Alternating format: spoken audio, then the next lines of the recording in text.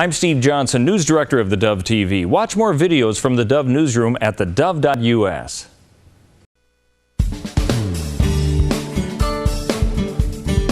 Welcome back, and what a delight to have back with us Dr. Richard Land. He's president of the Southern Evangelical Seminary and now becoming a regular here on the Dove television network. And we want to talk to him today about the recent exposure of Planned Parenthood. Dr. Land, good to see you, my friend. How are you doing?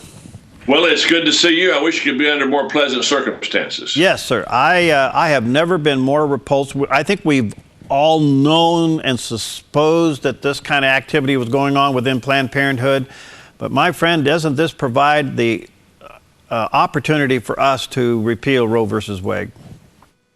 Well, I don't know. We can't repeal Roe versus Wade. That has to be done by the Supreme Court. But I think at the very least, this should be the death knell of any public funding for Planned Parenthood or any abortion enterprise in the United States. And it should be the beginning of the end for abortion on demand in America.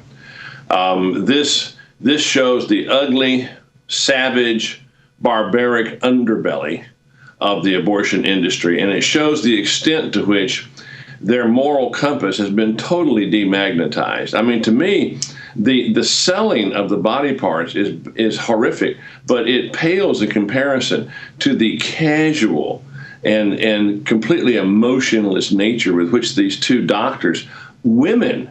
Now, you know, at the risk of being accused of being sexist here, I still have a little higher expectation of women morally than I do of men.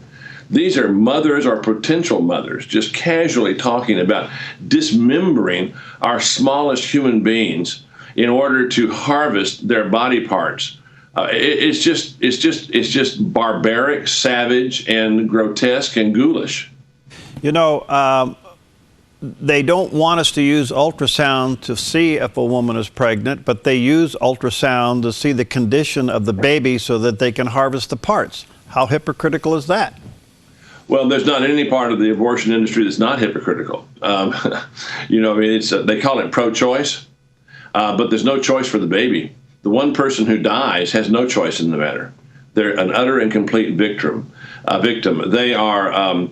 I heard one, hopefully good sign, a Democratic counselor to the president, a former one, said, you know, it's a sad commentary and it should disturb us as Americans that we're more interested in the body parts of tiny human beings than we are in the human beings themselves. All right. Now, John Boehner said he's going to launch an investigation. Rhetoric, or do you think something will come out of this?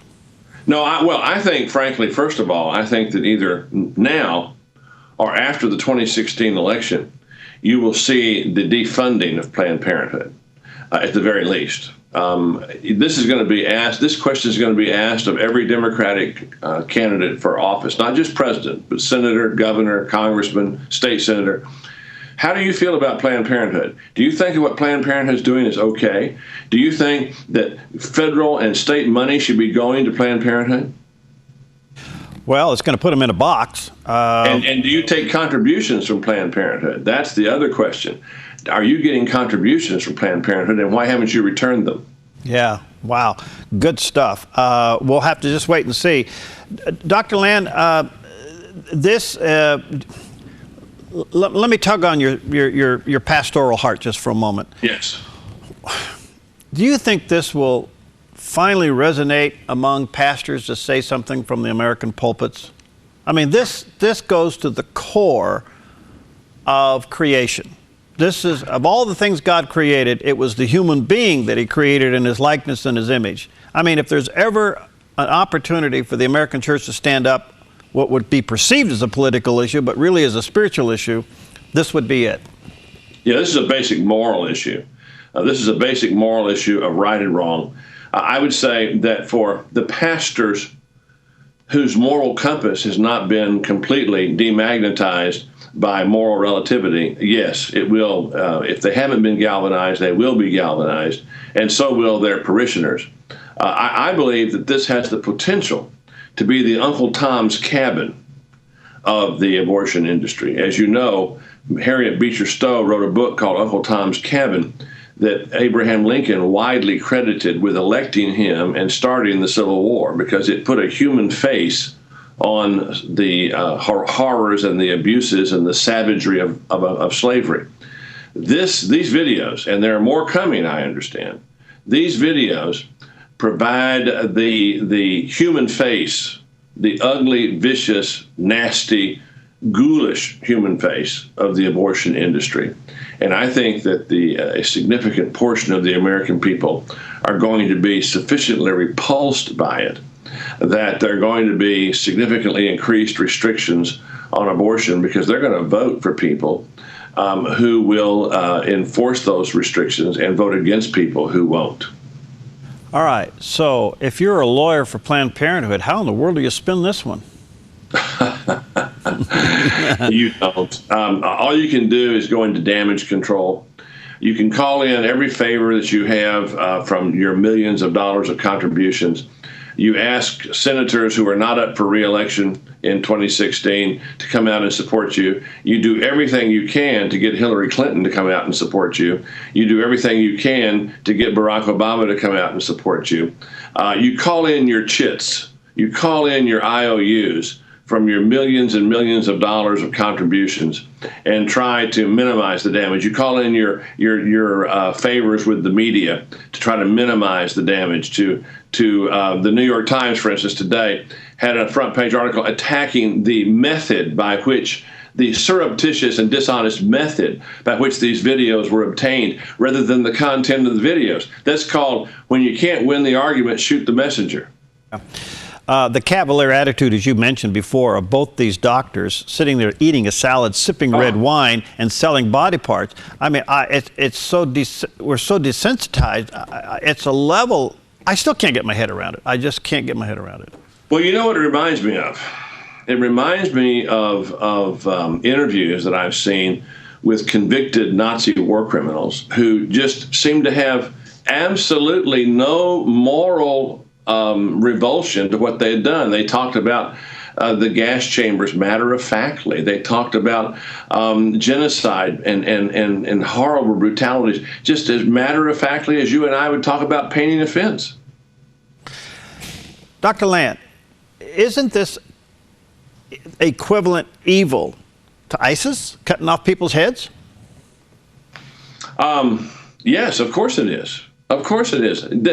Every abortion, every one of the nearly 60 million abortions in the United States since 1973 has stopped a beating heart. Every one of those was a human being for whom God had a plan and a purpose. Now, I know you've been asked this. I've been asked this. Where's the next Ronald Reagan? Where's the next Abraham Lincoln? Where's the next Billy Graham? Well, perhaps we aborted them. Yeah. Well, I don't know what to say. Let me go to your website, ses.edu, and I understand that your seminary is coming out, or has, a smartphone app. Tell us about that quickly. Yes, sir. We have a free smartphone app that will allow you to get the best of the last 20 years of our apologetics conference speakers. Plus, you get me every day if you want me for 2 minutes. I have a commentary on the news called Bringing Every Thought Captive. And I've been doing that for over a year now, and it comes on live every morning, and then they're archived. So you can go back and search by subject and see what I've had to say about different issues whenever you have time. Well, thank you, my friend, for what you do. Thank you for your warrior spirit in this behalf. I would hope that the faith community really rallies. I mean, if there's ever a time for us to show up, we've been given this opportunity. We need to keep the pressure on our legislators and see what we can do to defund Planned Parenthood. Hopefully we can, but this president said he wasn't do it. Let me leave your viewers and other believers with this thought. If not this, what? Yeah. If not now, when? If not you, who?